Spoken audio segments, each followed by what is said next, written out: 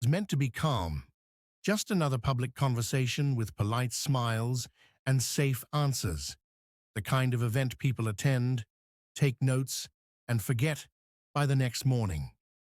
But the second Barron Trump walked onto that stage, something shifted. Not loudly, not all at once, just enough for the room to feel different. And when Jasmine Crockett followed him moments later, that quiet tension snapped into focus. Nobody in that audience knew it yet, but they were about to witness more than a discussion.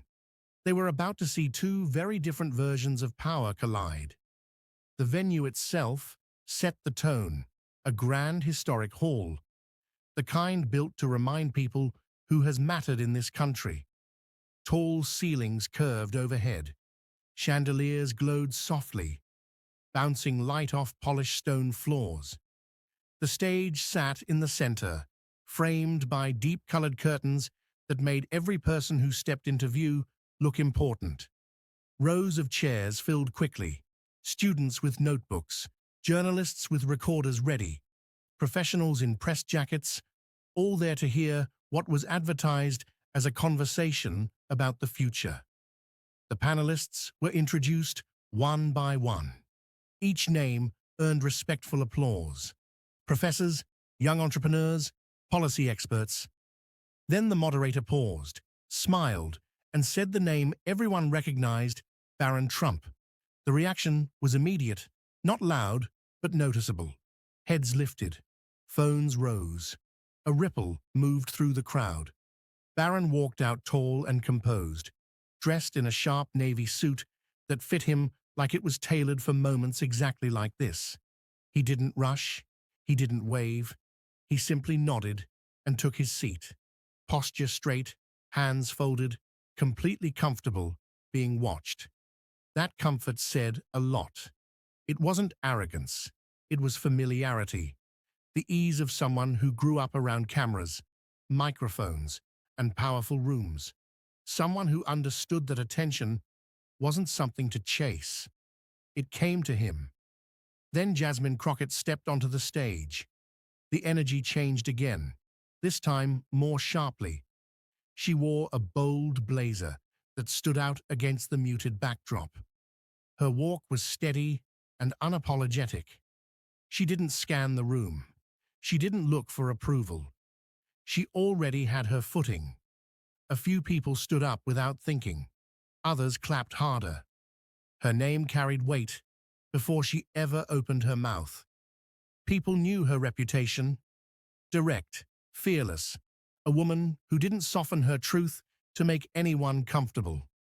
Side by side, the contrast was impossible to ignore. Barron sat upright, controlled, his movements precise. Jasmine sat relaxed but alert, her eyes moving slowly across the audience, taking everything in. One looked like power inherited, the other looked like power earned. The moderator welcomed everyone and wasted no time. The first question sounded simple enough. What does leadership look like for the next generation? The microphone turned toward Barron. He gave a small, confident smile, the kind that suggested he had already thought about this question many times. Leadership, he said evenly, is about stability in uncertain times. It's about discipline, restraint, and understanding the responsibility that comes with influence. His voice was calm, smooth, carefully paced. We live in an era where attention is confused with impact, where being loud is mistaken for being effective.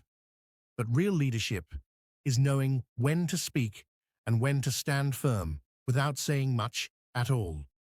The delivery was polished, almost elegant, the kind of answer that sounded right in a boardroom or a private meeting. He didn't look at Jasmine, but the implication in his words hovered in the space between them. Noise versus control, emotion versus order. A mix of applause and murmurs followed, nothing explosive, just enough to signal approval. Jasmine didn't react right away. She stayed still, eyes forward, letting the moment breathe. Then she turned her head slightly, and looked directly at Barron. The shift was subtle, but the room felt it like the air before a storm. The moderator nodded toward her. Congresswoman Crockett. She leaned into the microphone and smiled. Not a friendly smile, a focused one. "That's an interesting definition," she said calmly, "but it only works if you're already standing in a place of comfort." A few heads turned. Leadership isn't a theory exercise. It's not something you practice behind closed doors. It's what you do when people are hurting and tired of being patient. The audience leaned in. "Order sounds great," she continued, her voice steady. "If order has ever worked in your favor. But for a lot of communities, order has meant being ignored, delayed, or told to wait quietly while decisions get made without them." She still hadn't raised her voice. She didn't need to. Every word landed clean and sharp. Barron blinked once, then twice. Not rattled, just recalculating. What had started as a polite exchange had clearly become something else. This wasn't about leadership styles anymore. It was about lived reality versus inherited perspective, about who had felt the weight of policies and who had only studied them. Barron adjusted slightly in his chair as the discussion moved forward. He wasn't used to resistance like this, not delivered so calmly, not without aggression. His confidence was still there, but now it was being tested. The moderator shifted gears and asked about public service and responsibility. Then came the question that changed everything. Do wealth and privilege affect a person's ability to lead fairly? Barron took a measured breath and leaned toward the microphone. "I don't believe leadership is defined by where you start. It's defined by how seriously you take the responsibility you're given. If you're fortunate, that doesn't excuse you. It challenges you to do better." His tone was controlled, almost reassuring. Legacy isn't a burden, it's a standard. And carrying a name doesn't disconnect you from reality. If anything, it forces you to be more aware. He spoke like someone preparing for a future far beyond this stage. Precise, careful, confident. Then he crossed the line. "Sometimes," he said, glancing sideways without naming her, "the loudest voices are the ones trying hardest to be relevant." The room reacted instantly. A sharp inhale, a few nervous laughs. Silence followed. Barron sat back, clearly satisfied with the remark. From his perspective, it was clean, subtle, a surgical strike delivered without raising his voice. Jasmine didn't move. She reached for her water, took a slow sip, and set the glass down. Her expression didn't change, but the tension in the room tightened. Barron continued, unaware of what he had just set in motion. "Leadership isn't a performance. It's not about volume. It's about lasting impact."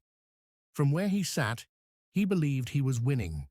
But what he didn't understand was that while he was talking about leadership, Jasmine was preparing to redefine it. And when she finally spoke again, the room would never feel the same. Jasmine Crockett didn't rush. She didn't interrupt.